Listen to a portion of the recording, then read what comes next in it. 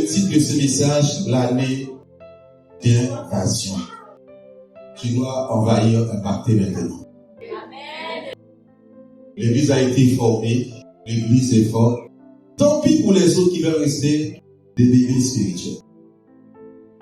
Nous sommes passés à un autre étape, à un autre niveau. Mon Dieu, merci. Merci encore pour ce message pour l'année 2022. Ce message qui va nous accompagner tout au long de l'année 2022. Je te dis merci de disposer nos cœurs. Seigneur, qu'une parole puisse tomber dans le cœur de quelqu'un ce soir. Et je te dis merci pour la victoire d'avance. C'est une grande victoire. Saint-Esprit, saisis-moi, j'ai besoin de toi. Tu sais que ce n'était pas évident pour préparer cette soirée. Merci de me remplir, merci de me saisir. Qui parle à ton peuple. Merci. Au nom de Jésus-Christ. Tout à l'heure, je vais vous demander de vous lever à la fin de la prédication. On va faire des proclamations. Je vais aller très très vite. Amen, gloire à Dieu. Genèse chapitre 5, versets 28 à 29 plutôt. Chapitre 5. Et nous savons que lorsque il y a eu la chute de l'homme, la première des choses que Dieu a fait, Dieu a maudit la terre. Et par la suite, qu'est-ce que Dieu va faire? Dieu va susciter des hommes pour réparer, pour reprendre ce que l'ennemi avait volé à l'humanité. Il a suscité des Abraham, il a suscité des prophètes. Et là, il y a quelqu'un de particulier que Dieu va susciter qui va faire quelque chose de spécial. Et ce soir, je crois aussi, et l'année prochaine, quelque chose de spécial à travers la vie de cet homme va se passer aussi dans ta vie. Parce que nous savons l'Ancien Testament était l'homme des choses à venir et Jésus est venu accomplir toutes les promesses que Dieu avait adressées à ces hommes-là qui étaient pour le peuple d'Israël. Amen. Et cet homme s'appelle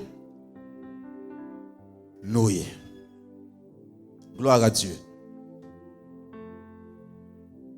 Lémec, âgé de 182 ans, engendra un fils. Il lui donna le nom de Noé en disant « Celui-ci nous consolera de nos fatigues et du travail pénible de nos mains, provenant de cette terre que l'Éternel a maudite. » Amen. Il y a des versions qui donnent l'identification, la signification du nom de Noé. Est-ce que quelqu'un connaît la signification du nom de Noé?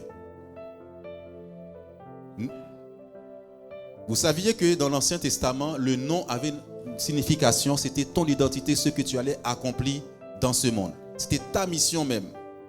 Noé, ça veut dire consolation. Dis à quelqu'un pendant qu'il est en train de manger, l'année 2022, Dieu va consoler ton cœur.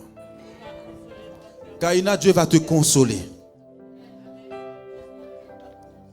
Dieu va te consoler. Et cet homme, son nom signifiait consolation. Et ensuite, son nom avait un autre attribut qu'on appelle « Il viendra enlever cette malédiction de la terre ». C'est-à-dire que là où tu travaillais dur parce que ta terre était maudite, la terre était maudite, tes ennemis ont maudit ta terre. Tu travailles, il n'y a pas de fruits, il n'y a rien. Ton ministère ne produit pas parce que la terre était maudite. Tu travailles tes finances, on ne voit pas où est passé l'argent. Dieu va envoyer un homme qui allait enlever cette malédiction qui s'appelle Noé. Nous avons vu depuis un mois, Dieu nous a conduits à prier sur la terre. Énormément sur la terre. Un homme l'a accompli. Il s'appelle Noé. Et on sait que Jésus s'est fait malédiction à la croix pour nous. Et cette promesse qui a été faite à Noé va s'accomplir pour nous en Jésus-Christ. Cette année, tu dois pouvoir voir des résultats suite à ton travail, le travail de tes mains. Là où les méchants ont maudit le travail de tes mains, tu dois jouir de ces choses. Je sais pourquoi il y a eu beaucoup de troubles, beaucoup d'attaques sur cette soirée. Parce que quelque chose de spécial va se passer cette année 2022. Alléluia. Il lui donna le nom de Noé, disant, celui-ci nous consolera, c'est-à-dire c'était la signification de son nom, consoler. Et ensuite, de nos fatigues et du travail pénible de nos mains, provenant de cette terre que l'Éternel a maudite. Dis à quelqu'un, je suis béni. Ma terre est bénie. Nous allons voir ce qui va se passer à travers de la vie de Noé. Alléluia. Je vais survoler le message dans Genèse chapitre 8. Dieu a annoncé la couleur tout de suite avec la venue de Noé sur la terre. Dieu se souvint de Noé, de tous les animaux et de tout le bétail qui était avec lui dans l'arche, et Dieu fit passer un vent sur la terre et les eaux s'apaisèrent. Les sources de l'abîme et les écluses des cieux furent fermées et la pluie ne tomba plus du ciel. Les eaux se retirèrent de dessus la terre, s'en allant et s'éloignant, et les eaux diminuèrent au bout de 150 jours. Le 7e mois, le 17e jour du mois, l'arche s'arrêta sur les montagnes d'Ararat. On va reprendre. Dieu se souvient de Noé. Dieu se souvient de cette église. Dieu se souvient de ton ministère et de ta vie. Peut-être que, sœur Yolette, Dieu va se souvenir de toi en cette année 2022, là où tu crois que tu étais oublié de Dieu, où ça fait longtemps tu es enfermé dans cette arche parce qu'ils étaient dans l'arche. Les eaux les empêchaient de sortir. Dieu a fait souffler un vent pour balayer tout ce qui t'empêchait de sortir, tout ce qui empêchait l'église de sortir. Alléluia. Tout ce qui empêchait les gens de te voir. Vous savez, avant que les disciples aillent dans le monde, ils avaient peur. Ils étaient dans la chambre haute en train de prier, s'enfermer, jusqu'à ce qu'ils reçoivent la puissance d'en haut. Et là, ils pouvaient aller évangéliser. Ils pouvaient aller à Samarie, à Jérusalem, partout prêcher l'évangile. Et c'est ce qui va se passer là, cette année. L'évangile va arriver dans ta famille. L'évangile va arriver dans cette ville de Sarcelles. Là où tu ne pouvais pas percer, tu vas percer avec l'évangile. Alléluia. Dieu se souvient de toi. Ne dis pas, il m'a oublié cette année, c'était difficile. Alléluia. Où est passé mon mariage? Où est passé mon travail? Où est passé la société que Dieu m'avait promis? Dieu s'est souvenu de toi. La Bible nous dit, Dieu a fait souffler un vent pour balayer toutes les choses qui étaient un obstacle, un blocage devant ta vie. Est-ce qu'on peut continuer? Les sources de l'abîme, ce sont ces choses qui empêchaient l'âge de se poser. Continue s'il te plaît. Les eaux se retiraient, ils sont en train de se retirer devant toi. Amen. Vous savez, quand le dragon a attaqué la femme dans Apocalypse chapitre 12, la Bible dit, il a envoyé un fleuve. Et la terre a secouru la femme. Les eaux symbolisent les attaques, les menaces de Satan contre ta vie depuis des années qui ont été placées devant toi pour t'empêcher d'avancer. Mais Dieu est en train de les balayer.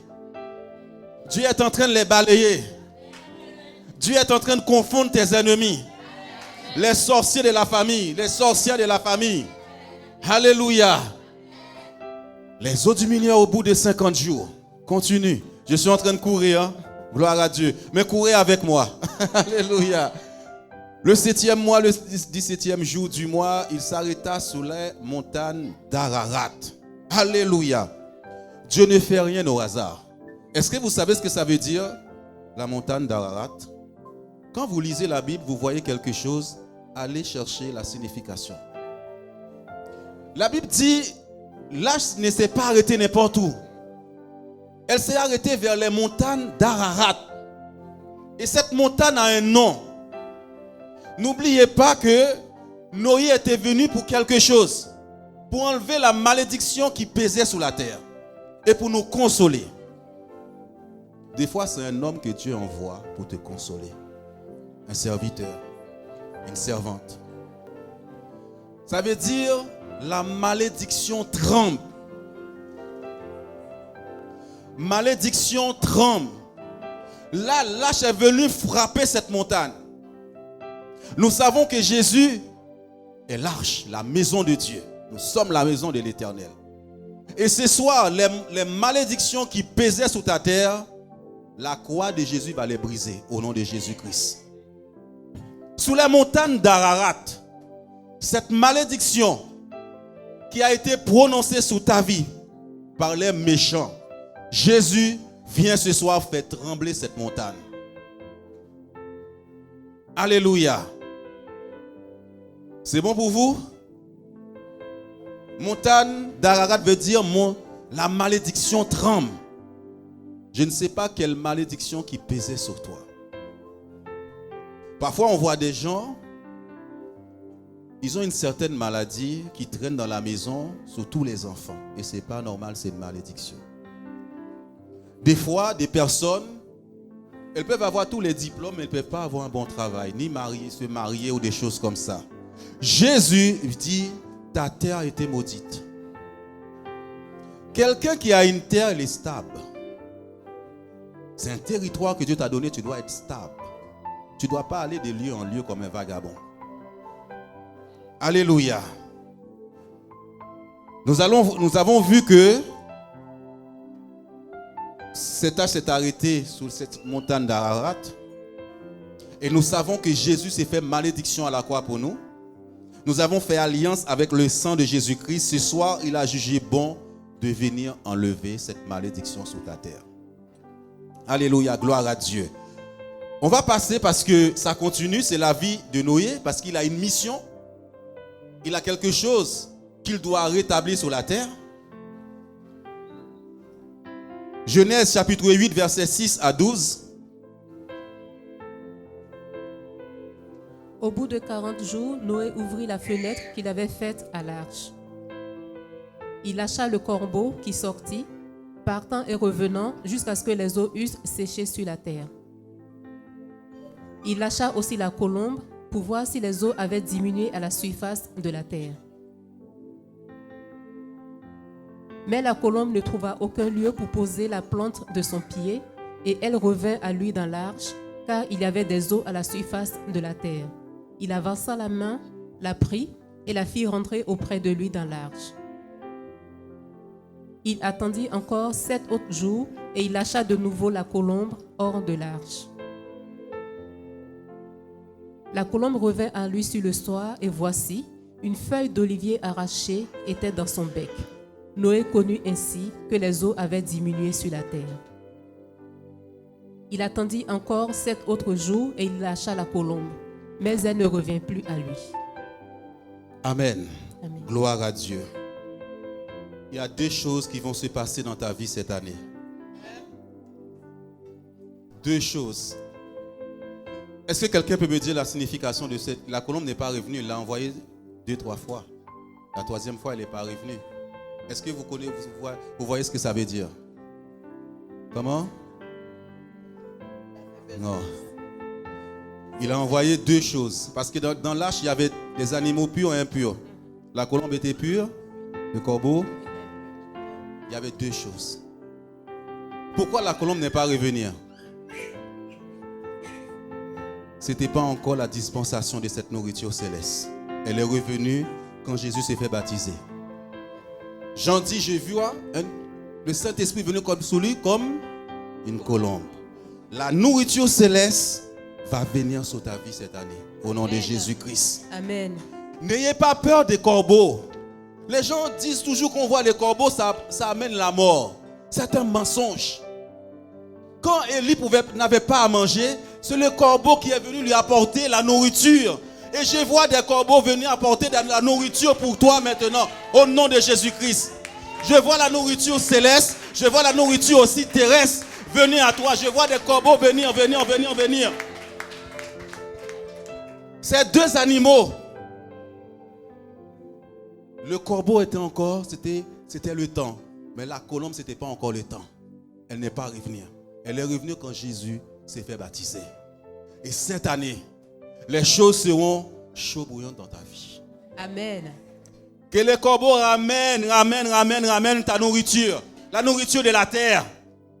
Que la colombe, qui est le Saint-Esprit, ramène la nourriture céleste dans ta vie. Gloire à Dieu. Gloire à Dieu. Merci Seigneur. Nous allons passer à une autre étape. Nous allons dans Genèse chapitre 8, versets 15 à 19. Alors Dieu parla à Noé en disant, « Sors de l'arche, toi et ta femme, tes fils et les femmes de tes fils avec toi. Fais sortir avec toi tous les animaux de toute chair qui sont avec toi, tant les oiseaux que le bétail, et tous les reptiles qui rampent sur la terre, qui se répandent sur la terre, qu'ils soient féconds et multiplient sur la terre. » Et Noé sortit avec ses fils, sa femme et les femmes de ses fils. Amen. C'est un ordre. Sors maintenant l'Église et envahis le monde. Sors maintenant de ton lieu de confort, de ta peur, de toutes ces choses qui t'empêchaient de bouger. Dieu te donne un ordre maintenant. Sors, va à la conquête. Le temps est arrivé. Personne ne pourra t'arrêter maintenant. Quand Dieu te dit de sortir, ceux qui ont volé à ta vie, Dieu les a déjà neutralisés. Sors toi et tous tes enfants, tous ceux qui étaient dans l'arche, dans cette église, qui ont été formés. C'est le temps maintenant. C'est le temps d'opérer. Qu'est-ce qu'il n'y a pas eu de troubles? Qu'est-ce qu'il n'y a pas eu des attaques, de maladies et tout? La foi, c'est d'aller jusqu'au bout. Moi, je vais vous dire une chose. Ça, c'est entre parenthèses. Parce que je vous enseigne un petit peu la foi. Ça fait longtemps. Il y a des moments, j'ai été choisi pour aller prêcher et j'étais malade. Pas bien du tout. Je dis, Satan, je vais prêcher. J'ai été choisi, je vais libérer la parole. Dieu est au courant, il m'a mandaté pour une mission. J'irai avec la force de Dieu. Et quand je prends le micro, je suis sur le chemin, il n'y a plus rien. On enseigne la foi. Cette année, je vais enseigner la foi. La foi ne regarde pas ce qu'elle voit. La foi regarde à ce que Dieu dit. On ne confesse pas que c'est ce que la télé dit. Regardez des cas difficiles, et ça rentre dans ta maison. Je dis, moi et ma maison, nous avons fait alliance avec le sang de Jésus-Christ. Il y a la vie dans mon corps. Il faut parfois avoir une sainte colère pour dire, Satan, retire-toi de là. Ce sont les violents qui s'emparent du royaume de Dieu. Moi, cette année, c'est mon année. Moi, cette année, c'est mon année. Oh, gloire à Dieu. Dieu te donne un ordre de sortir maintenant de ta peur. C'est les choses qui te faisaient peur là. Sors maintenant. Qui va t'arrêter? C'est un ordre. Il dit, sois fécond, multiplie. Étends-toi maintenant. L'année de l'invasion. Là, nous sommes dans Genèse 9, 15 à 19. On va dans Genèse 9, 8 à 17. 8 à 17. Maintenant, tout ce que Dieu fait, il y a toujours une alliance. Alléluia. Dieu parla encore à Noé et à ses fils avec lui en 2 disant, secondes. Dieu parla à Jean et à tous ses fils spirituels. Amen. Dieu parle à l'église. Alléluia. Vas-y. Voici, j'établis mon alliance avec vous et avec votre postérité après vous. Avec tous les êtres vivants qui sont avec vous, tant les oiseaux que le bétail et tous les animaux de la terre, soit avec tous ceux qui sont sortis de l'arche, soit avec tous les animaux de la terre. J'établis mon alliance avec vous.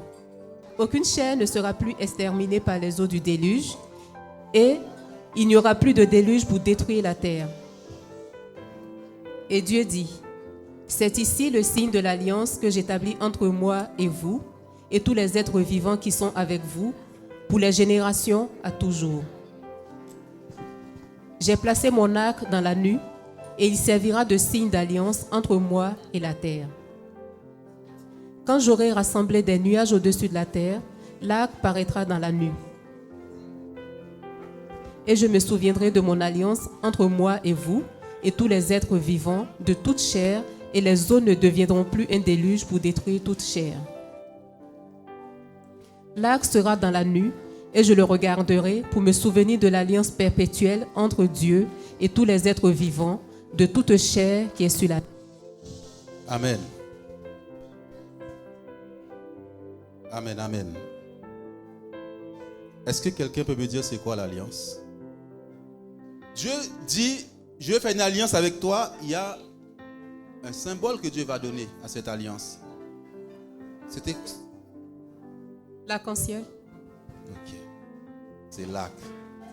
Il dit, l'arc sera dans la nuit et je regarderai pour me souvenir de l'alliance perpétuelle entre Dieu et tous les êtres vivants de toute chair qui est sur la terre. L'arc symbolise quoi? Parce que vous dites toujours l'arc-en-ciel et vous avez du mal à comprendre c'était quoi l'arc. C'est quoi l'arc? Si je vous dis l'arc comme ça, vous voyez quoi? L'arche. Moi, je vois L'arc, ARC. Voilà, une âme. L'arc, c'est une âme. À l'époque, il n'y avait pas encore de tout ce que nous voyons là. Des bombes, des choses comme ça. Dans le ciel, Dieu te dit ce soir, je viens faire cette alliance avec toi. Ceux qui vont se lever pour maudire ta terre cette année, on va engager l'arc. On va engager l'arc tout à l'heure. L'arc est une bombe. L'arc est une âme puissante que Dieu a placée quand tu regardes la nuit. Quand tu regardes la lune. Des fois, tu as l'impression que c'est une boule. Tu as l'impression que c'est un arc. Il va se déclencher cette année pour toi. Les méchants qui vont essayer de faire ça, on va faire des prières tout à l'heure.